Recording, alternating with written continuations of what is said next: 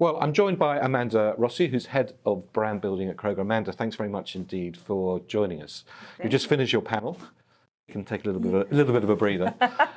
I'd like to just discuss with you this whole sort of relationship between things that are done online and things that are done physically. Now, Kroger operates in both. Yep.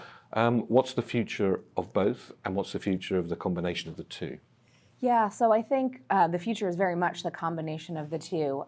So if I think of the space we're in, which is very much about food, and thinking about all the different food needs that one of our customers might have, sometimes that's best fulfilled by, order it on my phone and have it show up in 30 minutes at my house. Sometimes you actually want to go to a physical place where you can sample or talk to someone about the cut of meat that you just got and how to prepare that maybe in a new way. So I think it's really about thinking of it the way that human beings think about it, which is in a much more connected way, and giving people a chance to sort of meet their need in whatever way they want to have it met today, which could be different in an hour, it could be different tomorrow. And so what we're really trying to do is figure out sort of that set of needs that people have and then serve up however they best want that done. One important connector I think that exists as well is all the data that everybody has these days. It's not just us, but even if I think about food is incredibly personal.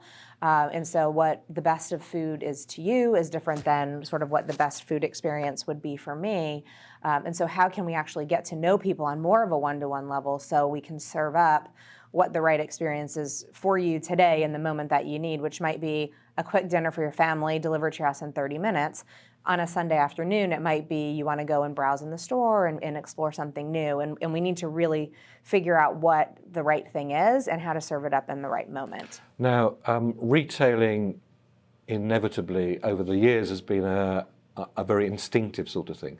So how do instinctive retailers start now to cope with this vast amount of data and combining the instinct with the analysis and the data? Yeah, it's a massive shift.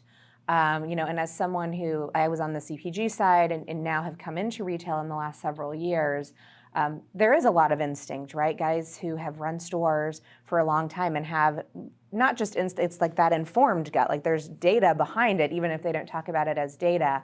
But now we do have a lot more data, and we need to make sense of it, and then we need to be able to integrate that where the strategy and the data can come together.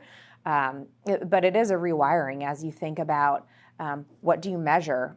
Probably the KPIs or the scorecard, whatever you want to call it, of the future is different than what it was even 5 years ago.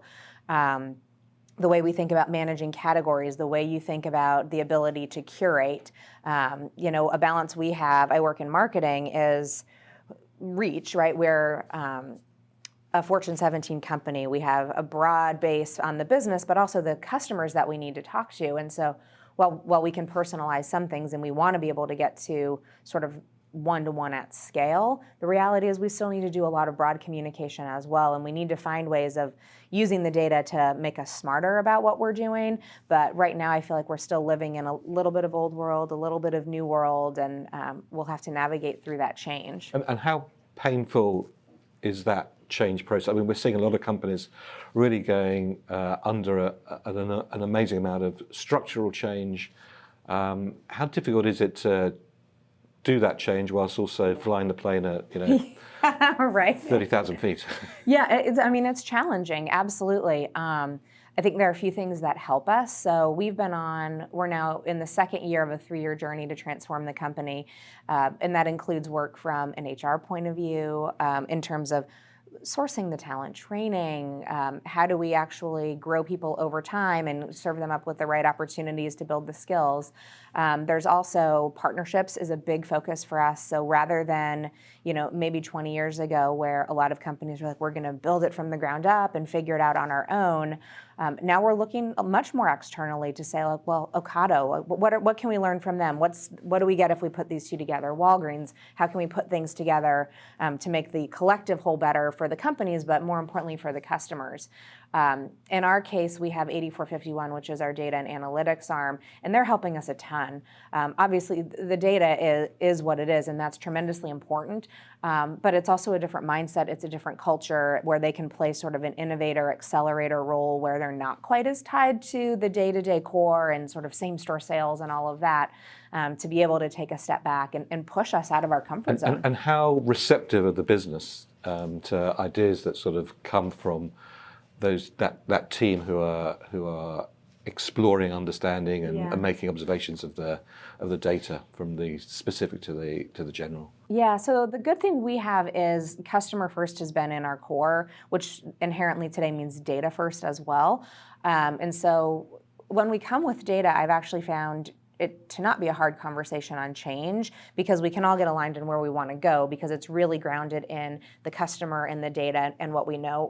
Or if we don't know and have a hypothesis, we can quickly say, what do we want to go learn, construct a test to do it, and then get the data. Where I think it's harder is at the human level, then click a few levels deeper into the organization where you have people who've been doing similar things for a long time.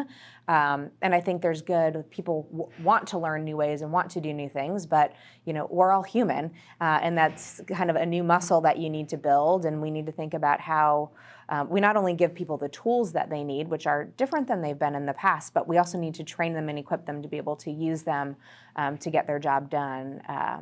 So it's a journey for sure, and I think it's a combination of sort of the established sort of what do we know works and leveraging all of that experience, but then also bringing in fresh perspective and trying to get the two to come together. Because there is a lot of institutional knowledge. And if you think about the needs customers have in the food space, in some ways they're the same as they were when we were founded in 1883. It's just a dramatically different context of how they get met today. So we're just kind of learning as we go every day, as that context around us just continually changes, and we need to get better and faster to actually meet the customer where they are. Now, finally, Kroger has really been instrumental in some of the partnerships you just talked about. What advice would you give people who are sort of embarking on a transformation strategy and the role that partnerships can play in allowing them to do exactly what you just talked about being much quicker, much more nimble, and meeting a wider, broader spread of customer needs? Yeah, so three things I would say. One, be customer-centric in all you do. We've talked this a bit with our partnership with Walgreens. It has been such a beautiful partnership off the start because both companies are incredibly customer-driven, which is then like your neutral ground, right? So, each side has what they're trying to do on their business, but if we start really with the customer and the data and what we're trying to solve for the people we want to serve, a lot of other things sort of sort themselves out, and it becomes really productive in a partnership quickly. The other one I think is you got to check your ego at the door, and sometimes That's hard for retailers. It is. It's hard for everyone, I think, to just acknowledge, you know what, someone else might be ahead of us here, and that's okay, where they have a competency that we don't yet have. And be grateful for that and find the partners who you can come in and build a productive relationship with. But, it is, again, it's that human level of just like, be okay someone got there before you, and like, let's work together to create value faster. And then the third would be just be curious, right? Be open to not just what's going on in grocery retail for us, or even in retail more generally, but what's going on in culture, what's going on in technology. I think it's why events like this are great, because you can hear what people are doing on the tech side, on the creative side, in the CPG world, to then figure out what new ideas and solutions might be out there. But I think it first and foremost comes with like picking up your head from your day job and being in touch with what's going on, and just be curious and ask questions and look for new perspective.